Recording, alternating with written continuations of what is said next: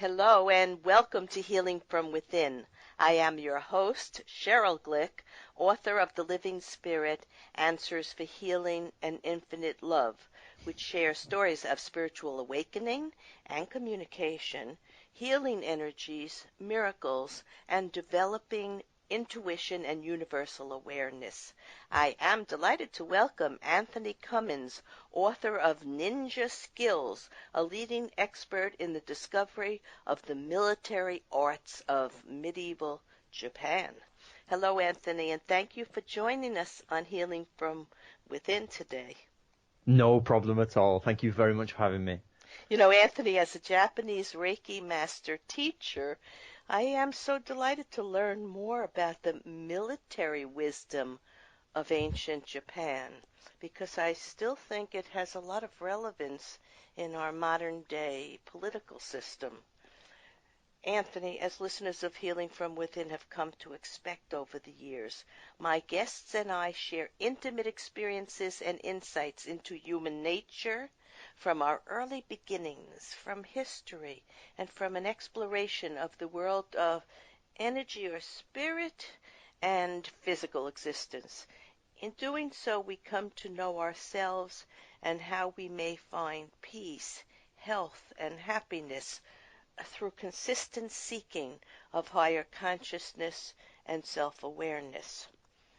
Well, in today's episode of Healing from Within, Anthony Cummins will share the long-valued martial arts techniques and how the discipline, respect, and love of culture, family, nation, and spirit were and still are the basis of finding truth and a greater love of life.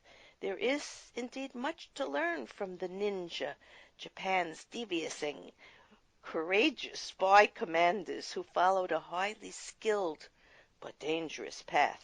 We will discover key ninja concepts and apply ninja strategy to understand surroundings and survive many challenges.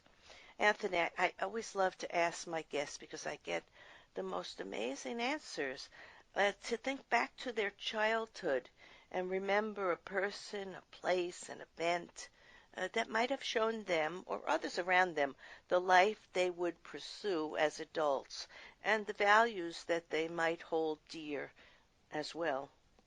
So think back for a minute. Well, actually, there's always one moment that comes into mind, and that's when I was shopping with my grandfather. And he said to me, do you want some toys? And I said, yes. And he said, well, you can either have these army men or you can have these ninjas. And I knew, I was so young, I was tiny, but I knew what a ninja was, and I knew there was no choice. I was having those toys because ninjas are the most important thing to me. And that's one of my earliest memories, and it has never gone away. And I've studied ninjas since then. Yeah, because I think the child is born with an inner wisdom and a remembrance of a soul presence and places and events that may have been important to us even before this life. So that's why I've seen children. I had a boy come to me for a Reiki session, and he was carrying a Porsche, and all he did was talk about Porsche cars, and it was an amazing thing. We all have certain interests that grab our attention, and they're important for us in this life to fulfill our mission or our destiny. So I think that's a great story. Yeah. I've actually been told off the Japanese about 3 or 4 times now, by different documentary companies or different people, and they've said, Anthony, I think you're a reincarnated ancient Japanese guy, come back to correct the history. And it's one of the things, because yes, they still very much believe in that. So it's something I get told quite often, actually, in Japan. Yes, that's wonderful. Now, we know the ninja is thought of as a warrior and practical martial arts, but what are the spiritual foundations or implications of that ancient way of life? And I know the word Kyojitsu comes into that description. Right, okay. So here, what this is the ninja, first of all, are very much misunderstood in the world. What they are is actually a type of commando spy used by the samurai, and they're in the samurai army, and their job is to do clandestine things. But it's also mixed in with a lot of black magic, if you like, and I mean that literally as in dark magic, something that other samurai would consider too dark to do. But what they also have is that all samurai, be it ninja or anything, have a foundation in Buddhism, in Taoist ways, in Confucianism, and in Shinto, the natural religion of Japan. And that word you're talking about there is actually about the substantial and insubstantial. Yes, that one there? Is that the one you mean? Yes. Yes. The meaning So, that which is insubstantial yeah. carries connotations of falseness, emptiness, untruth, deception, weakness, and unpreparedness. And on the other hand, jitsu means that which is substantial and represents truth and fullness, correctness, honesty, strength, and preparedness. This captured my attention Yes, because it's the I feel, fundamental. yeah, Yeah. each of us, no one's perfect. So we all have a light side and a shadow side, and this talks to that state of being that's important to fulfilling the mission of a shinabi. Isn't a ninja also called a shinabi? It's actually, yeah, it's shinobi, and it's basically the word ninja can be said two ways. You can either say ninja, which is a much later way, or shinobi no mono, which was the Ah, original way. So good. it means a person of perseverance or those who hide. So there's two meanings to the first ideogram, either endurance, perseverance, or stealth and secrecy. So if you put it all together, it means a person who hides and endures in secrecy. Well, sometimes that is necessary. I would imagine there are times we cannot share our plans until we work it through and it's the proper time. I remember as a child being said, before you talk, make very sure that you will not disturb anyone else's feelings or hurt them in any way. And I think a dedicated person in the arts of what you were talking about before, Buddhism Mm. and Confucianism and all the honorable ancient historical codes of honor would sort of teach that character is important and being able to say what you mean and mean what you say, which is a spiritual connotation.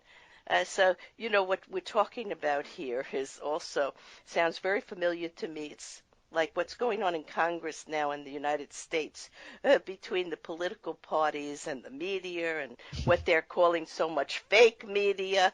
Yeah. And I guess, and I That is encourage. actually that word definitely, because basically it's about presenting truth or mistruth. So the Mm, idea of the ninjas, they have to sit back and look at what's being presented and say, okay, that's either really, really what it is, or that's something they're pretending it is, but it isn't. And the ninja's job is to go and find the difference between the substantial and the Yeah, insubstantial. so it takes discrimination. And for our listeners today, this is how we can relate it to our everyday life. So I think citizens have to use their intuition or their inner sense of knowing and watch for results, not insinuations or judgments or accusations. The truth will find its way in what is actually, I believe, seen to work for the good of many and not the best for only a few. So I think that was a part of the training, and that's why I liked reading about this.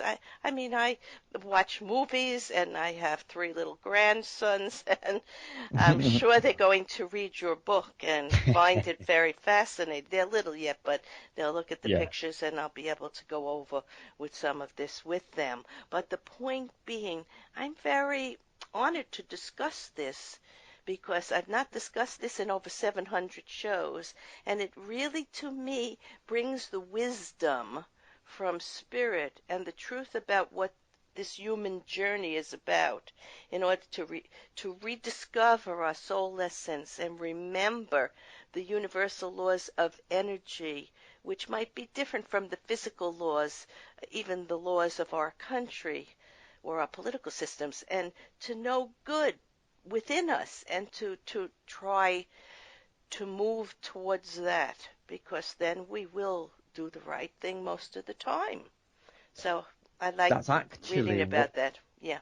one of the things you said there is actually quite true. The The ninja actually come from the samurai class mostly. It's a long, complex discussion, but basically, in the main, it's a job that the samurai had to do. And what they hated having to do was lie and be mistrustful. But ninjas lie by their profession. That's their job. So they're taught all the way from their childhood not to lie, not to be evil, not to do this, and to be honourable. But then they have to go and do a job so they said as long as it's for the greater good, it's okay to lie.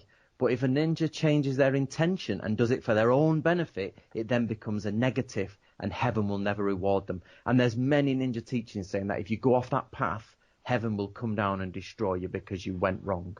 Well, thank you for saying that.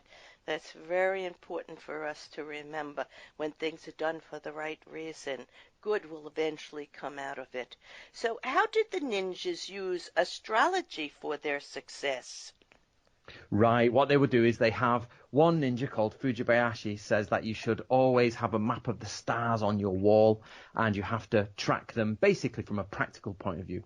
But also they give the ancient documents, give sheets and sheets of the different directions. So for example, if you look at Hagon, the Star of Death, if you go in that direction when you leave for your mission, it's really bad or negative.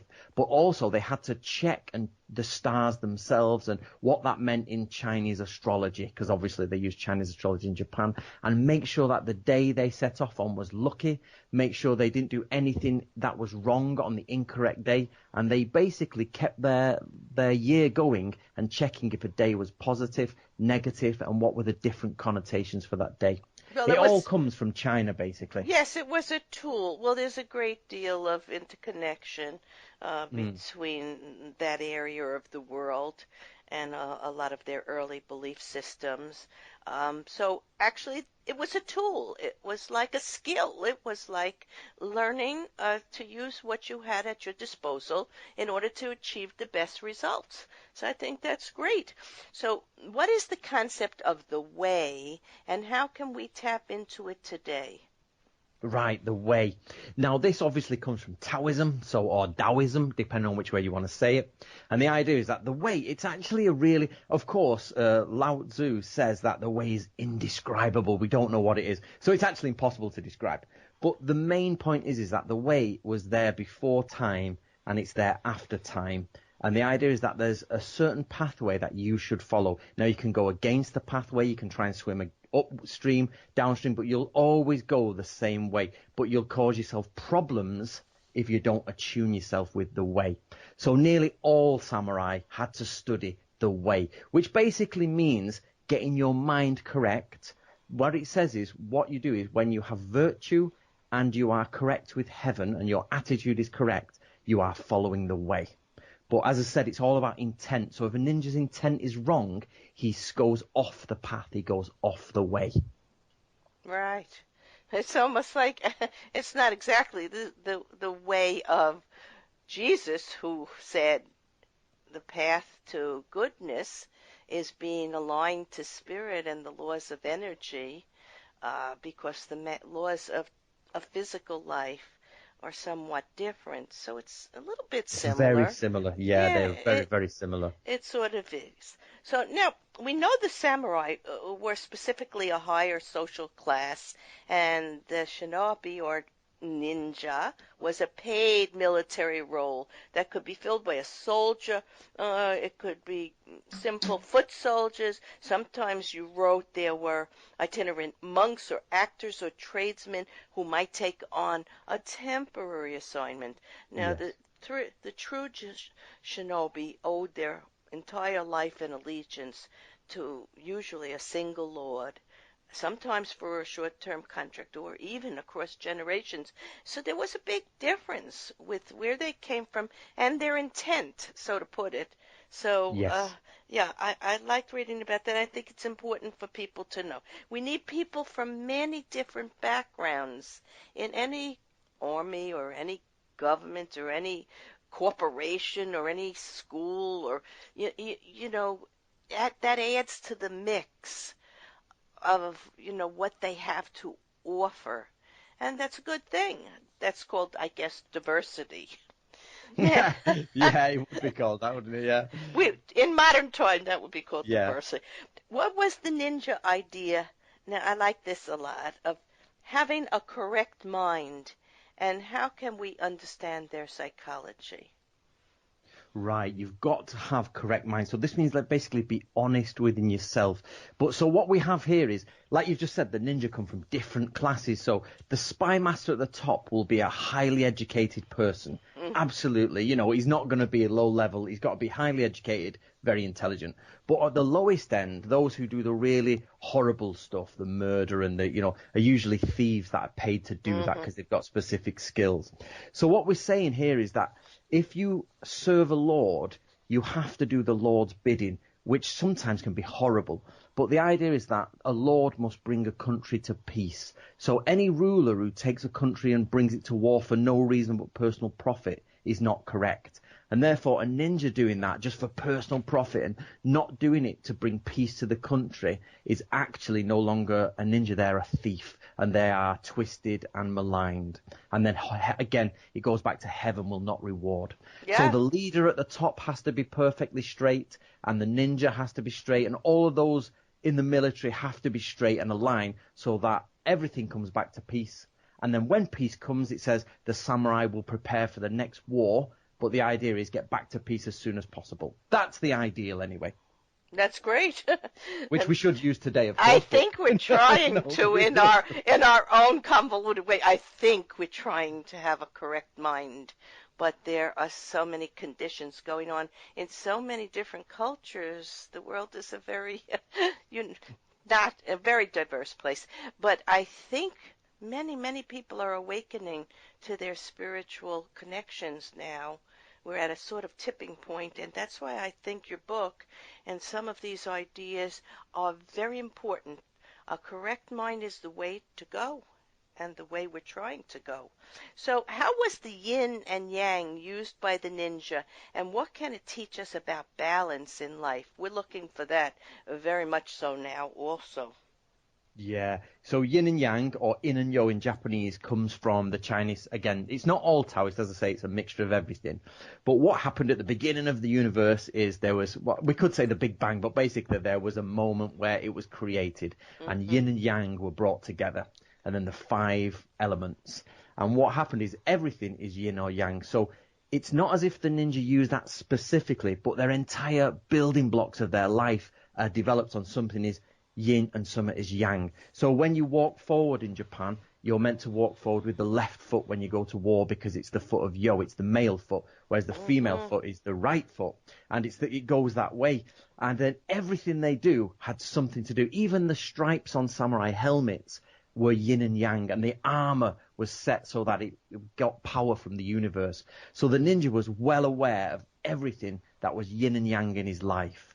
And then they would use that and make sure it was interconnected properly and it flowed correctly. And they were also aware that when the body dies, yin and yang separate and the soul returns to heaven, and therefore death is not an end but the beginning of another phase of life. And this is why the shinobi were not afraid of death. They conquered their fear of death. Now, as a Reiki master teacher, we have symbols similar to those in your book, which represent and embody the philosophy, the way of life, and the dedication of a Reiki initiative to the healing work and to the connection to spirit through energy and through acceptance of truth. So we know, as you know, that physical life survives the death of the body.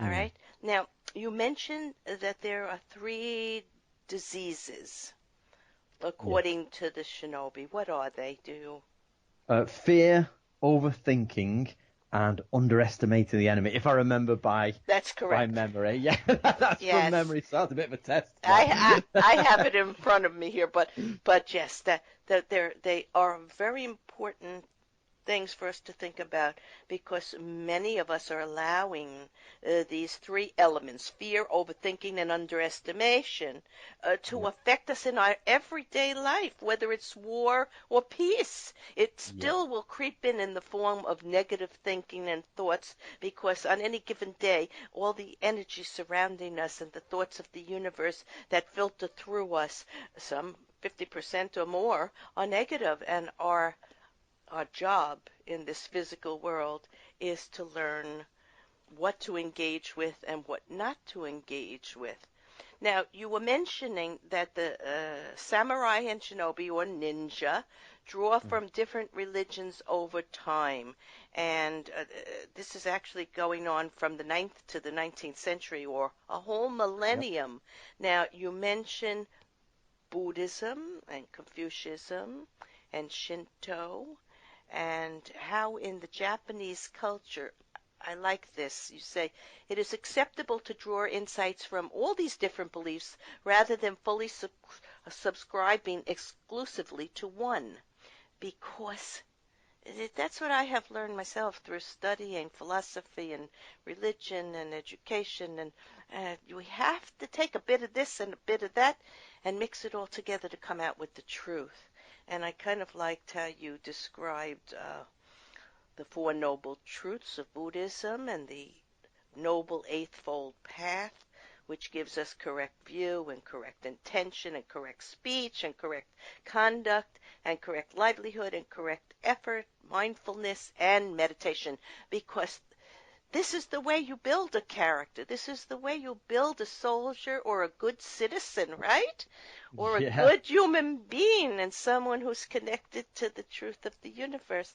So I love that, and I like very much that The in your best book. way for readers, sorry, listeners actually, sorry, I say readers, I'm used to that. But the best way for listeners to understand this is that in the center, Buddhism looks after your mind. Then outside of that, Confucianism looks after the community that you live in. Then Taoism looks after the universe and the way and how it goes. And Shinto is actually about your relationship with kami, or gods of the earth and the land, and spirits who have passed on. That's how it all intermixes for Isn't the that ninja. beautiful? Isn't that beautiful? That's what we should be teaching our children. They They would, actually all interlock really well. Now, don't yes, get me wrong. Historically, they all argued with each other for hundreds of years, but their original base teachings all go perfectly well but together. now many of us are awakened enough to see the beauty in each and to see the interconnectedness, as we're all interconnected by energy and the oneness of being. That's why we can feel other people's pain, and that's why a good ninja can know when someone's playing a trick on them, right? And deceiving them through the energy and feelings in the body that we can pick up from one another. Now, you say, how can we be like water, and how does that help us know ourselves and understand life with a correct mind?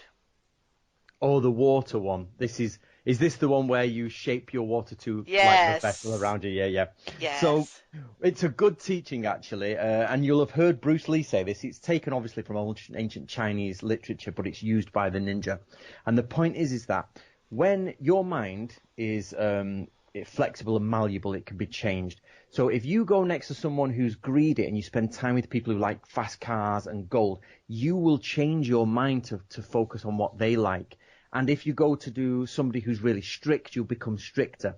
So the point is that your mind is like water. If you put it in a square teapot, it becomes square. If you put it in a round teapot, it becomes round. And the point of this is, even in the situations that you enter, always remember that it will change your mind. Therefore, keep your mind solid and straight. There are And, different ways for this. and Yeah. open.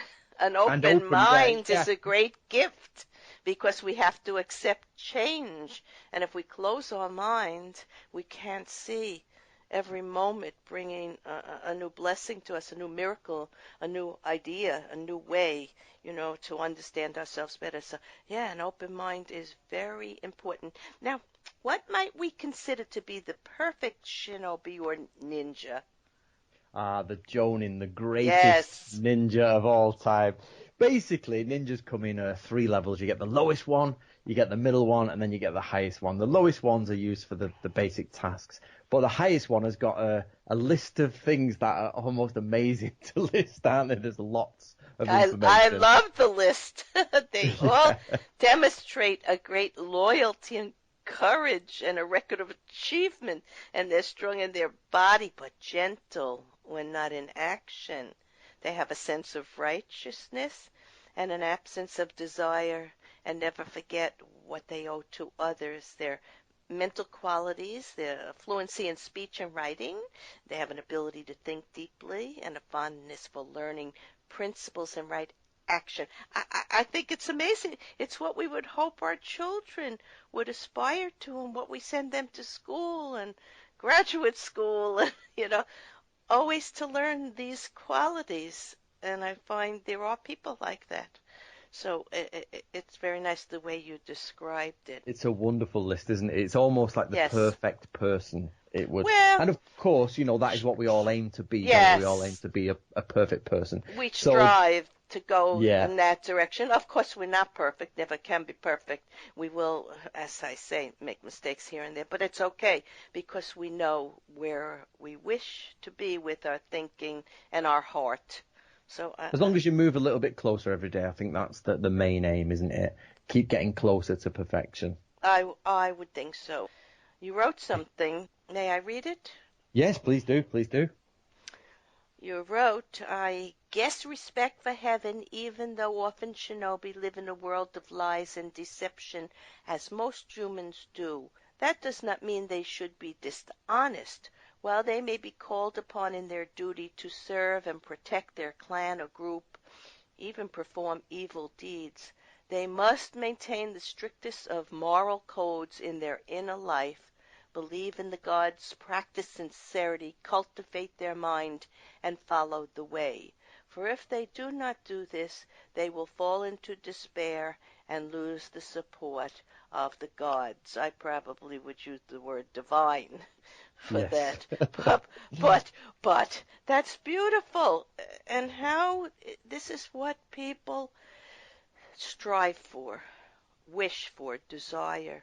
And it's Yes. attainable with discipline and consistency and finding what it is you were born to be passionate about, as you have found and as I have found and many of our listeners today have found.